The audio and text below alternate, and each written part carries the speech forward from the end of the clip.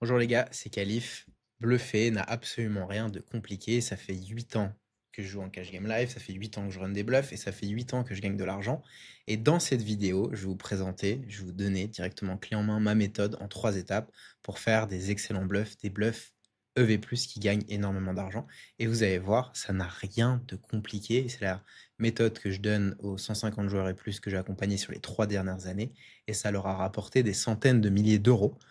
Donc, si vous avez du mal à bluffer, si vous faites toujours catch ou quasiment toujours catch, vous avez même décidé d'arrêter complètement de bluffer, c'est pas forcément que vous bluffez les mauvais profils ou vos adversaires sont trop CS, non.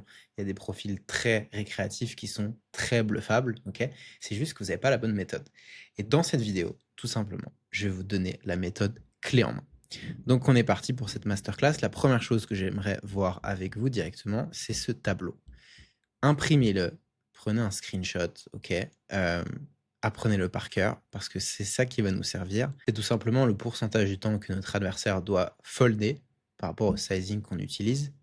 Vous allez voir, je vais tout vous expliquer. D'ailleurs, si vous voulez, je vous ai dit de prendre un screenshot, mais si vous voulez toute la mind map, parce qu'il y aura plein de schémas, il y aura des exemples. Si vous voulez retravailler votre jeu avec la mind map, là, de la masterclass, vous pouvez me DM sur Instagram. Il y a mon Insta en description de la vidéo YouTube, et je vous l'envoie avec plaisir. Donc la méthode, c'est quoi? Une fois qu'on a retenu ça, ok, la méthodologie, c'est changer les pourcentages en combo. Vous allez voir, vous allez tout comprendre. Ici, imaginez ce spot, donc on est héros, on joue contre un joueur voilà, régulier, et on estime que la range du rec comporte 50 combos. Ok, on a fait notre analyse de range, il y a des flushs, il y a des rois X, il y a des dames, il y a des as, etc. On estime que c'est 50 combos. Imaginons qu'ici, on mise, du coup, le pot fait 150, on mise 150, ok, donc 150 dans 150. Notre adversaire doit folder plus de 50% du temps pour qu'on fasse un bluff EV+, tout simplement. C'est ce tableau. On a misé pot, donc il faut qu'il fold une fois sur deux. Et donc s'il fold plus qu'une fois sur deux, on gagne de l'argent. S'il fold moins qu'une fois sur deux, on perd de l'argent. C'est aussi simple que ça. Et donc comment ça se concrétise? En fait, en combo, tout simplement, vous avez juste à transposer les pourcentages en combo. Donc imaginez qu'on a estimé que dans sa range, il y avait donc 50 combos. Donc 50-50, il faut, pour être à EV0, c'est 25 combos qui call, 25 combos qui fold. S'il y a 35 qui fold, 15 qui call, EV+, on gagne de l'argent. Ok, 10 qui fold, 40 qui call, on perd de l'argent. Là, je vous l'ai mis 25-25, on est EV0. Ok, et donc le job, il est très simple, il est en plusieurs étapes et je vous l'ai mis là. Et vous allez voir que juste après, on va faire tout ce travail avec une main, on va analyser bloc par bloc la range de notre adversaire, les combos, on va tout calculer, vous allez voir. On va s'entraîner directement parce que là, on est un peu dans la théorie, après, on va dans la pratique. Ok, donc le job à faire une game, il est très simple, enfin très simple, en plusieurs étapes, mais bon, il y a du travail. C'est analyser la range de votre adversaire, compter les combos, ok, au combo près. Alors, un petit tip, c'est que si la range est beaucoup trop large, parfois il y a des dizaines, voire des centaines de combos dans la range de votre adversaire, vous n'avez pas calculé au combo près, vous avez juste, enfin c'est chronophage, vous allez juste perdre trop de temps, ok. Et c'est parfois juste impossible en fait, vu que vous avez un temps à partie, vous pouvez pas détailler au combo près quand la range de votre adversaire fait des centaines et des centaines de combos. Donc je vous conseille d'utiliser la méthode des blocs tout simplement. Donc vous citez la famille de mains. Imaginez, on reprend le spot que je vous ai montré ici. On pourrait estimer qu'il y a des paires, donc des deuxièmes, des troisièmes paires. On pourrait mettre ça dans un bloc, ok. Des top pairs, donc l'as, des flush, ok. En fait, c'est tout simplement la famille de mains. Et votre job, quand vous analysez la range et vous essayez de voir, voilà, c'est combien il y a de combos à peu près dans les blocs. Combien de flush, combien il y a de roi X, combien il y a de dame X, etc. Même si vous n'êtes pas extrêmement précis, en fait, si on se rend compte qu'il y a énormément de roi X, énormément de dame X et très peu de flush, et que si on mise pot, voilà, il a, encore une fois, ça donc ça passe une fois sur deux, et que tous les rois, toutes les dames fold, et on se rend compte, même si on n'est pas au combo près, que tous les rois et les dames fold, en fait, on gagne de l'argent, on s'en rend compte grâce à la méthode des blocs. Ok, analyser la range de votre adversaire et compter les combos, c'est extrêmement important, parce que si vous ne faites pas ce travail d'analyse de range, vous jouez au hasard. Vous savez pas contre quoi vous jouez. Donc, vous pouvez pas faire des bons bluffs, vous pouvez pas faire les bons sizing, vous pouvez pas faire des bons value bet, des bons calls, des bons folds, etc., etc. C'est le point de départ. Il faut absolument s'entraîner là-dedans.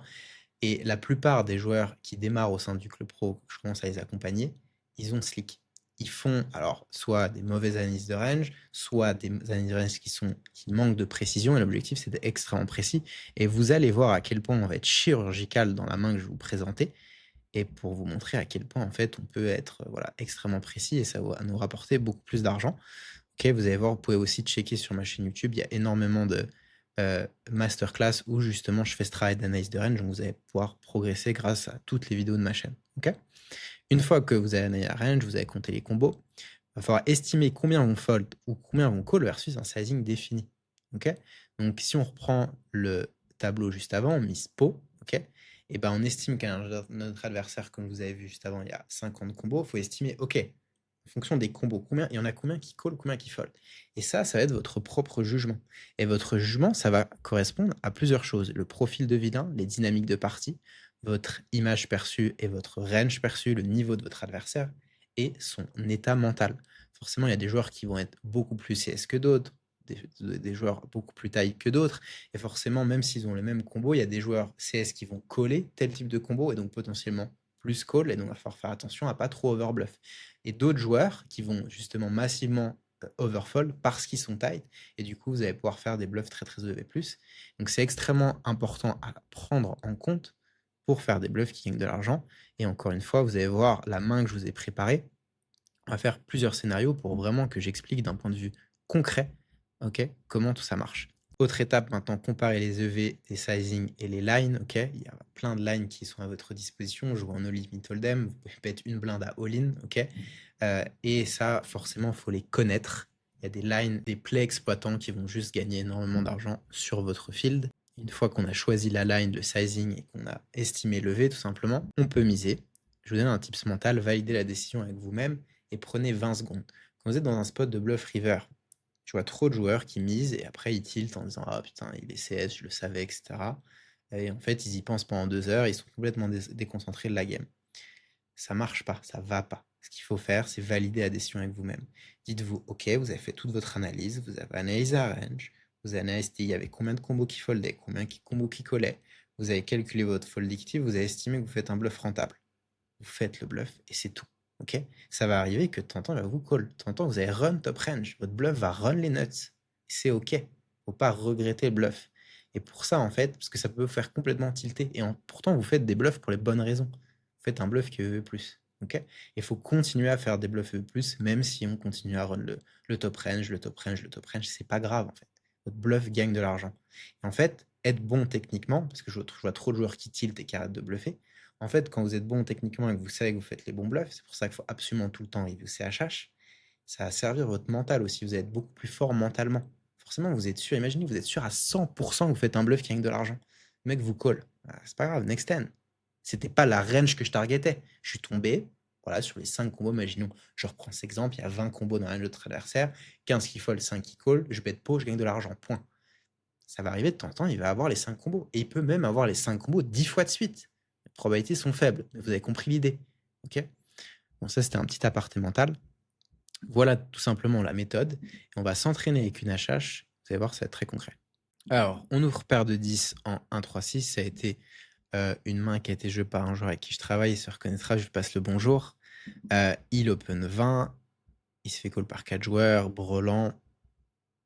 Bet small. Et tout simplement, là, il se fait raise. Et on décide de coller. Vous allez voir, on va faire tout le travail. Il décide de bet, il décide de coller. Et river, la question, c'est tout simplement, est-ce qu'on bluffe? Vous allez voir qu'il a tourné sa main en bluff. Et on va voir, est-ce qu'il a fait un bluff qui est extrêmement profitable? Et ben, on va faire toute la méthode que je vous ai présentée dans cette vidéo. Donc, le premier point, c'est tout simplement analyser la range de votre adversaire. Et l'analyse de range commence dès le pré-flop. Il faut bien comprendre que vous faites un travail d'entonnoir et que quand vous allez citer des mains river, il faut que ça soit des mains qui fassent sens turn, flop et pré-flop. Vous pouvez pas. En fait, c'est vraiment un travail d'entonnoir. Il faut vraiment voir l'analyse de range comme ça. Et pas qu'il y ait trop. Vous pouvez pas citer un combo qui est là river, qui n'était pas là pré-flop. Il faut que ça fasse du sens. Et comme je dis, c'est vraiment un leak que je vois souvent. D'ailleurs, si vous voulez checker sur ma chaîne, j'ai upload des coachings one-one justement avec des joueurs où je travaille avec eux ce travail d'analyse de range. Et vous pouvez regarder ça si ça vous intéresse. Des masterclass de plus d'une heure, des coachings one-on-one de plus d'une heure où je travaille exactement ce concept parce que c'est le point de départ, encore une fois. Ok. J'insiste là-dessus parce que c'est extrêmement important. Donc ici, on est parti, on analyse de range de notre adversaire, méthode des blocs, donc bloc 1, bloc 2. Et vous allez voir que là, on n'est pas dans le calcul de combo, comme quoique on pourrait en réalité, parce que là, il n'y a pas énormément de combos, mais on va être beaucoup plus précis sur le calcul de combo river, vous allez voir. Le bloc 1, j'ai mis donc brelan 3, roi 10 suité et roi dame avec la dame de trèfle et encore roi dame avec la dame de trèfle, ça va beaucoup plus call. Bon, je l'ai mis. Les flushs, les not flush, ça va être quand même le gros de sa range. Très honnêtement, un rectite ici, je vois très très peu de rectite ici bluffé. C'est pour ça que j'ai mis aucun bluff. Ce qui est une erreur peut-être, hein, j'aurais pu mettre de temps en temps, on va prendre peut-être As-Dame à classe de trèfle, la dame de trèfle. Mais très honnêtement, je vais massivement le discount. Alors, on a peut-être As-Valet avec As ou Valet de trèfle, c'est toujours possible. Honnêtement, on aurait pu le mettre, mais vous allez voir que quand on call ici, et sur cette dame, tout simplement, s'il a une main comme As-Dame avec un trèfle, il va très souvent checker. Donc j'estime ici que ça risque de bet. En fait, c'est quasiment que flush, tout simplement. J'estime que paire de 3, il va juste checker. Il est battu par quand même beaucoup de mains. Il est battu par toutes les flushs, les quintes, etc. Il va avoir assez peur. Je pense que quand il a roi 18, il reste qu'un combo. De toute façon, roi 10 de pique, il va checker. S'il a check raise roi dame, il va très souvent checker. Sa value n'est pas clear. Il a quand même beaucoup de mains qui le battent, donc je le vois plus checker. Et encore une fois, c'est jamais du 100%. Mais dans cet exemple, on va estimer en fait qu'il a que des flushs. Ok. Et très souvent, honnêtement, ça va être le cas.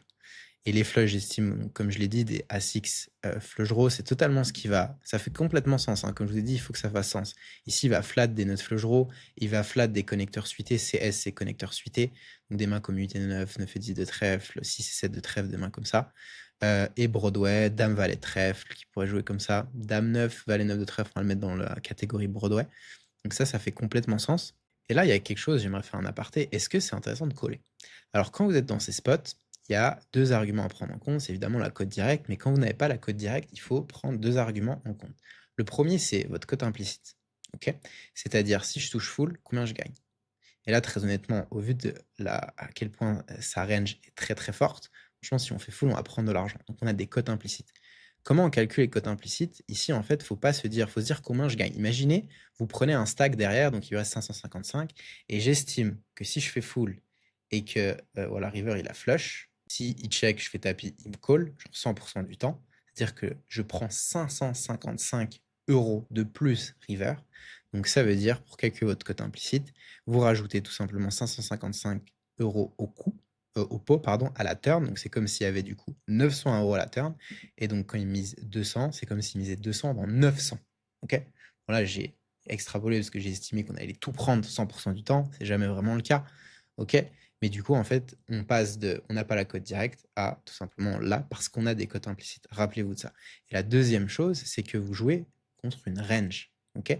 Ici, alors j'ai estimé dans mon exemple qu'il n'y avait aucune main qu'on battait, mais en réalité, potentiellement, il pourrait peut-être des fois avoir roi-dame avec la dame de trèfle qui bête un peu comme ça. Ou des mains comme peut-être encore paire de 3. Je les discount à 100%, c'est pour l'exemple, mais en réalité, il faudrait pondérer. Et donc, quand on bat en fait des bluffs dans la main de notre adversaire ou des value cuts, même si c'est une partie minime, en fait, vous voulez quand même coller pour ces deux raisons-là. Ok. C'est pour ça qu'ici, il décide de coller. Et river, tout simplement, il check. Et là, je vois beaucoup trop de joueurs check back, tout simplement, en mode check automatique, en disant mais j'ai jamais tourné en bluff de Breland de ma vie. Mais en réalité, ici, il a bluffé. C'est un excellent bluff. C'est un bluff qui a énormément d'argent et on va le voir ensemble. Donc river, donc j'ai mis le bloc à 6. Broadway, il n'y a que des flushs, hein, j'estime, dans sa range, j'arrive river. Donc, il pourra avoir toutes les notes flush draw, encore une fois. Sauf qu'on va faire un travail de pondération. Combien il y a de combos directement de flush? Donc, As-Dame, As-Valet, As-9, As-8, As-7, As-6, As-5, As-4, ok. J'ai mis les Broadway, Dame Valet, Dame 10, Valet 9, ok. Et les connecteurs suités, donc en termes de calcul de combo, ça fait 8, 3, hop, j'ai oublié le A ici, 8, 3 et 5 connecteurs suités. Ici, en pondération, j'estime qu'il va y avoir 2 As de trèfle river, parce que la plupart du temps, il va très rarement checker. Pourquoi il va très rarement checker et jouer tricky? Pour la simple bonne raison que ici, notre range, quand vous voulez checker des nuts, c'est pour très souvent, protéger votre range de check, pourquoi pas, mais surtout pour induire des bluffs. Et en réalité, ici, notre range comporte très peu de bluffs. Tous les brelans en perçu vont check back, les DP vont check back, les dames de trèfle, les valets de trèfle vont check back. Donc, en réalité, quand il a l'as de trèfle, il a très très très souvent envie de miser. C'est pour ça que j'ai pondéré autant vers le bas. J'ai pas mis 0, ok, parce qu'il faut être nuancé. Mais en tout cas, il y en a très peu. Évidemment, si on fait tapis, parce que là, on cherche les combos pour pouvoir bluffer. Si on fait tapis, les deux combos, on nous snap call. Ok. Les Broadway et les connecteurs suités, j'estime qu'il va absolument tout le temps checker. Quand il a une main comme dame valet de trèfle, dame 9 de trèfle, valet 9 de trèfle, 8 9 de trèfle, il va juste checker. On a beaucoup trop de mains fortes en range. Ici, on a 2 as à classe de trèfle, on a notre flush draw nous-mêmes, on a as-roi à classe de trèfle, as-dame avec la dame de trèfle, as de trèfle. Il va jamais value bet ce genre de main, donc il va tout le temps les checker. Et donc, on a fait ce travail d'analyse de range, de comptage de combos, et on estime du coup que sa range se décompose comme ça. Et bah maintenant, tout simplement, troisième étape, estimer combien de combos vont fold ou call en fonction d'un single défi. Donc très souvent ici, je vous déconseille de faire autre chose que tapis. Ça encore, c'est le choix des lines. C'est pour ça que c'est une corde que vous devez avoir à votre arc, parce que des fois, on va pouvoir faire en fonction justement de la range, des blocs, etc., des combos. Vous allez pouvoir faire des énormes overbets, des 3 quarts pot, des cheap bluffs aussi. C'est des choses qui sont intéressantes. Évidemment aussi, ce travail est extrêmement important à faire quand vous êtes en défense, ou quand vous êtes forcément, quand vous value BT. Donc ici, je vous déconseille de faire autre chose si vous tournez en bluff que tapis, parce que si on fait 200, si sa range c'est flush et qu'on lui donne un bon prix, il y a de grandes chances qu'il décide de call, très honnêtement. Donc je préfère maximiser ma fold d'équité, tout simplement faire tapis. Donc je fais tapis ici. Et donc ici, combien on fait? On bet. Et donc on a 555 effectifs dans 666, donc c'est à peu près 3 quarts pot, donc faut que ça passe genre 43% du temps, quelque chose comme ça. Et donc maintenant, on va faire plusieurs scénarios. Scénario vilain call que notre flush. Donc ça veut dire qu'il y a 2 combos qui fold et non, 8 combos qui fold et 2 qui call. Donc là, on gagne de l'argent, tout simplement. Parce que rappelez-vous ce petit tableau, et encore une fois, faut l'imprimer par cœur. Regarde, je vais même le copier-coller, je vais le mettre à côté ici. Hop, 3 quarts pot, on a besoin que notre adversaire fold 43% du temps. Ici, il y a 8 combos qui fold et seulement 2 qui call. Pas besoin d'être un génie en maths pour comprendre qu'on gagne de l'argent ici. Ok? Imaginez maintenant où vilain call, c'est flush Broadway. C'est-à-dire, il call dame valet de trèfle, dame 9 de trèfle, valet 9 de trèfle, etc. Donc il y a 3 plus 2, il y a 5 combos qui call, 5 qui fold. Sauf que 50-50, ok? Et on a besoin du coup, fold adverse 43%. On gagne de l'argent. Pas énormément, on gagne de l'argent. Et maintenant, on fait un autre scénario très pessimiste où il vilain call toutes ses flushs. 0 combo qui fold, 10 qui call. Bon, là, pas non plus besoin d'être ingénieux pour comprendre qu'on va perdre beaucoup de sous. Et donc maintenant, ce qui est extrêmement important à comprendre, c'est comment en fait on choisit ça? Comment on le sait ça? Et comme je vous ai dit, ça dépend de tout ça. Profil de vilain, dynamique de partie, image et range perçu, niveau d'adversaire, état mental. Ça, c'est trop important à prendre en compte parce que la barrière entre un play très EV+ et un spew, elle est très fine. Vous avez rendu compte que là, imaginez, vous jouez un profil extrêmement récréatif, une whale extrêmement CS, et qui call toutes ses flushs, faire tapis ici, tourner en bluff brelan, c'est un sacré spew. Ok, on perd 100% du temps, tout le temps, nos 550 balles. Donc on fait une belle donation. Ok. Par contre, si on joue un joueur qui est tight et qui fold les scénarios numéro 1, ok, si je reprends ce scénario où il y a 8 combos qui fold et 2 qui call, on gagne beaucoup d'argent. Et vous avez vu que la frontière est très fine. Et comment en fait savoir de quel côté en fait on va tomber? Tout simplement, ça dépend profil de votre adversaire numéro 1. Ici, on joue contre un joueur qui est tight et un joueur régulier.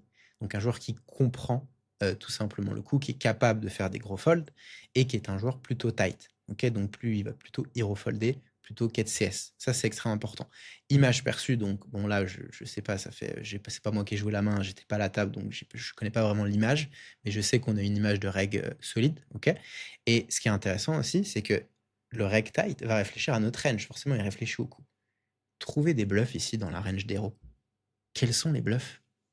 Il y a là, il y a un bluff du coup, mais en réalité, il n'y a pas de bluff.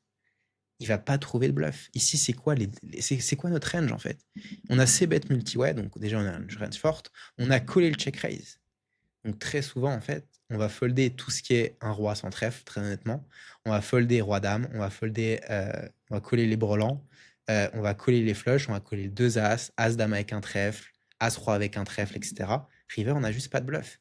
Et les seuls bluffs qu'on a, c'est Brelan qui tourne en bluff. Sauf que lui, il va pas s'attendre, en fait, vu que la majorité du fil ne le fait pas, il va pas s'attendre à ce qu'on tourne cette main en bluff. Et donc, en termes de range perso, on a très peu de bluff.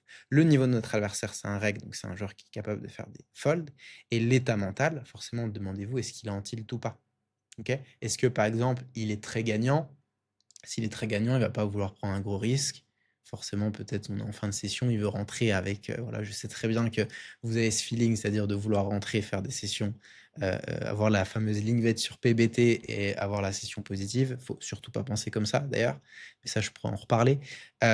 Et donc potentiellement, il va plus fold parce qu'il a un bon état mental. S'il est en tilt, bah, peut-être qu'il va plus call.